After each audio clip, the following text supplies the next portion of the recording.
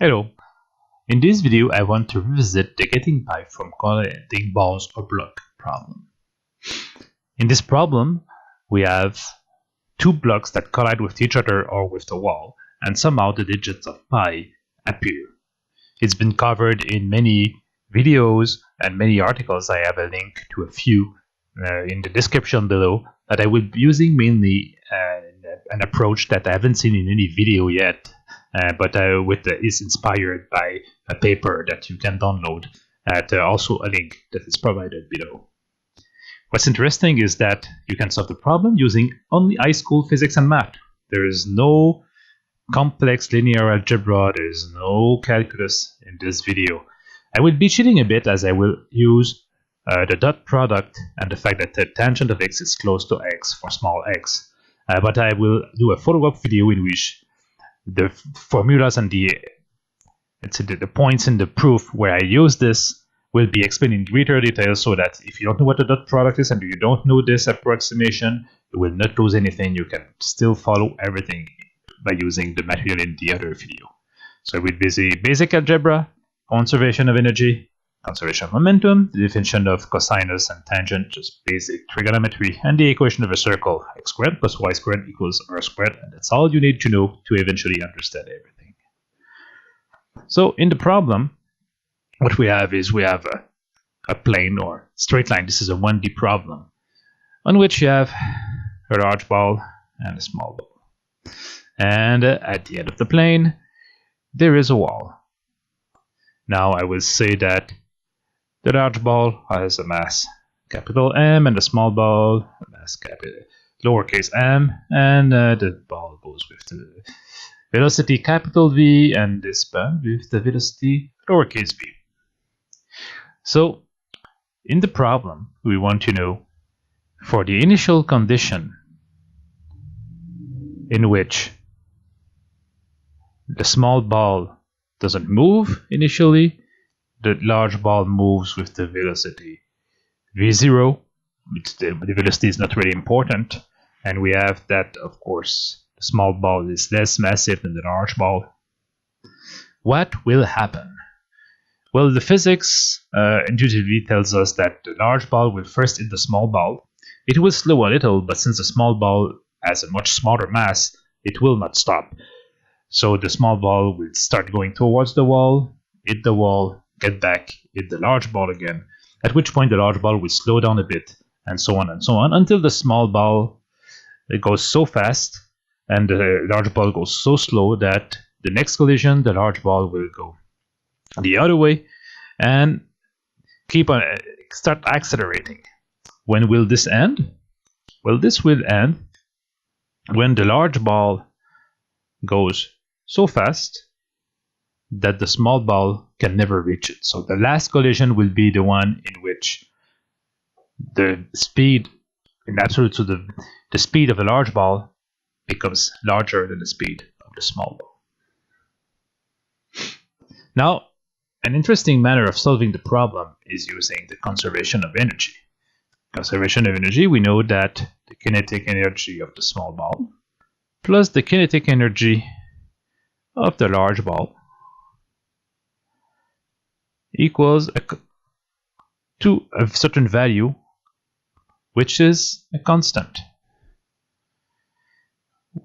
Now, if we're going to define two new variables to help us a bit in understanding this relationship, we'll define lowercase w equals square root of lowercase n times lowercase v, and the same thing for the values related to the large ball. And if we do the substitution in this equation, why are we using it? It's because we will get that lowercase w squared plus uppercase w squared equals a 2t, which is also a constant. And this is the equation of a circle. So if we represent in a plane our two variables, one axis for capital W, one axis for lowercase w, and then we do a circle and we just center it properly, we will get that we can represent the speeds rescaled to the mass of the two particles as a point on the circle. At all time, if we have capital W and lowercase w, we can say that the system is, for example, here at time equals 0, lowercase w is 0, because the speed is 0.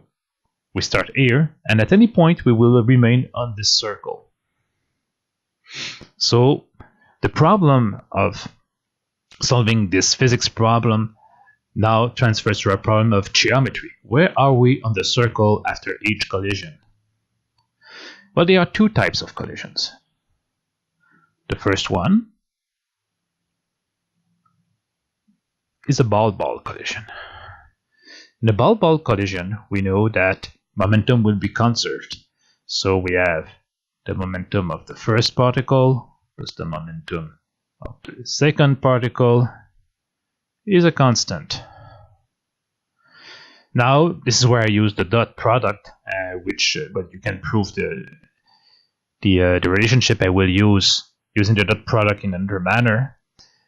If I define a vector m equals the square root of lowercase m and the square root of uppercase m, and a vector w, which is equal to w, then I will have that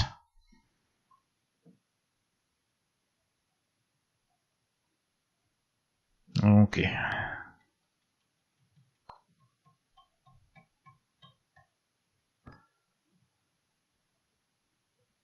I need to delete a bit of stuff. 3, 2, 1, sync.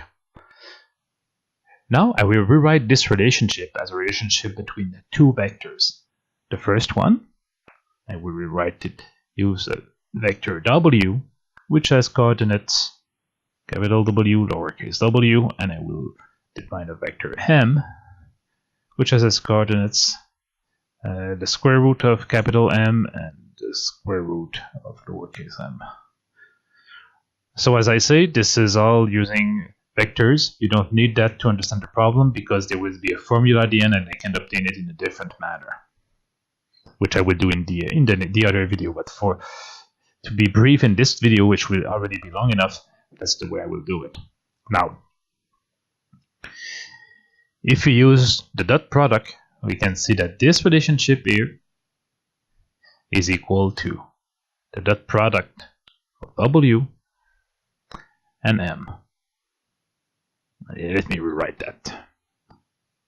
W dot M, which is equal to the size of W, the length of M, and the cosinus of the angle between these two, which is using the dot product. This relationship that this quantity is equal to this quantity, I will prove differently in the next video. Now, this means that in a collision, well, the size of W, the length of W stays constant because of the conservation of energy. That's what we had earlier.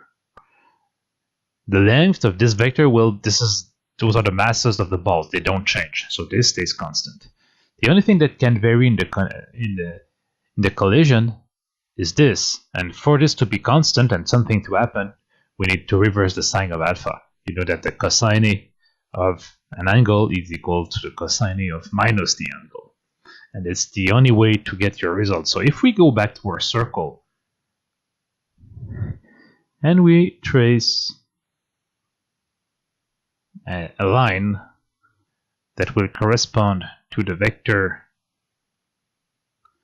square root of capital M square root of lowercase m, we have that this is the angle alpha. So after the first collision, the alpha changes sign, which means we basically go to the other side here, if this vector stays there, and we will have to go here on the circle. Because after the first collision, we are here. The speeds are given by this relationship. Now what happens? when we get to the wall.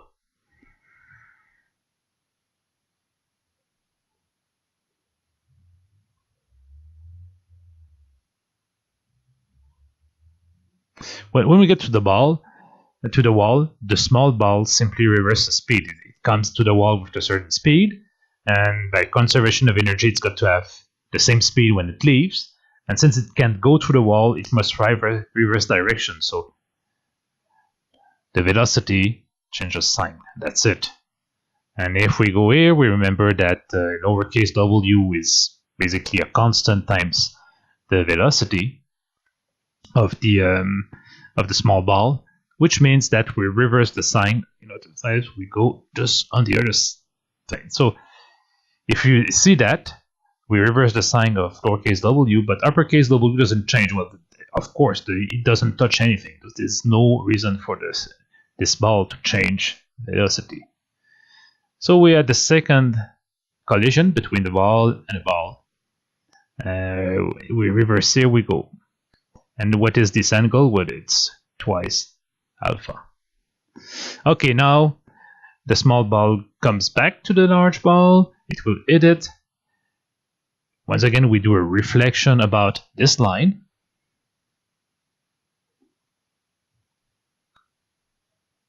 By symmetry. This is alpha, alpha, this is twice alpha, and we will get here on the circle, and then we get here on the circle, and so on. So when will this end? This will end when the small ball goes slower than the large ball. In other words, when w over square root of small m smaller than w over square root of large m. Or, in other words, when w over large w smaller than square root of m over square root of large m. So there is a point defined in the sector here, and I will not draw it yet because we will have another relationship that will help us to draw what this sector is. Where do we go so that this happens?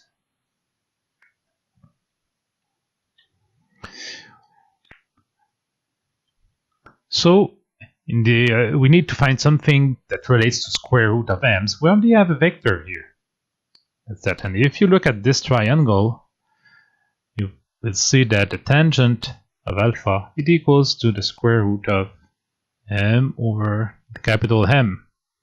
So we have one relationship, but it's tricky to work with. We don't like to work with tangents. So we will use the fact that the large mass is much larger than the small mass, which is how this problem works. If that's not the case, the approximation doesn't work.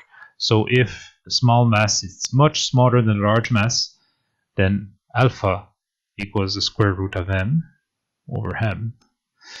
And we get our angle alpha. And this is exactly the relationship we had between the speeds here. So basically, in the w plane, as soon as we enter a region here, we will meet the criteria of having finished the problem. And you see that this angle here is 2 alpha. Now we have everything you need to understand how the digits of pi appear. Because the number of collisions, you see, each time there's a collision, we go to 2 alpha. 2 collisions make us go to 2 alpha. Here again, here again. So the number of collisions will be the number of collisions you need to get within that area. So how many collisions will we do? We will do n collisions such that n alpha is smaller than pi. because as soon as n alpha is larger than pi, you will have reached this circle and go out again, because you're basically going around the circle here, and that is impossible. Physically, doesn't make any sense. So we need to find the largest n such that n alpha is still smaller than pi. Example, if we have capital M equals 100 lowercase m, alpha equals 0.1, and what is the largest n we can put in that is smaller than pi? Well, if you put n equals 31, we get 3.1 smaller than pi. Yes, that's true. And n equals 32, we get 3.2 smaller than pi. No, not true. So n equals 31. And so on. If you look at the other videos, they will explain everything in detail. What's interesting here is that we use the conservation of momentum in this manner, which I haven't seen anywhere else. Another thing that you will often see is that some videos talk about, I think the paper in the Wired talks about n equals 400 and 40,000 and so on, instead of 110,000 and so on. What's the thing here? Well, the thing is that in Wired, they calculate the number of collisions until the large block changes speed, so they stop here instead of stopping here. So of course, the condition is n alpha smaller than pi over 2 here. And because of the square root, you get this relationship. You need the factor of 4. So that's basically it. How do you obtain the number of pi, digits of pi, using this simple physics problem? Thank you for listening, and I will, as promised, post a video next, for which there will be a link in which I will explain these two relationships. How do we get the cosinus of an angle from the conservation of momentum, and I will explain why it is that tangent at alpha is equal to about alpha for small values of alpha. Thank you.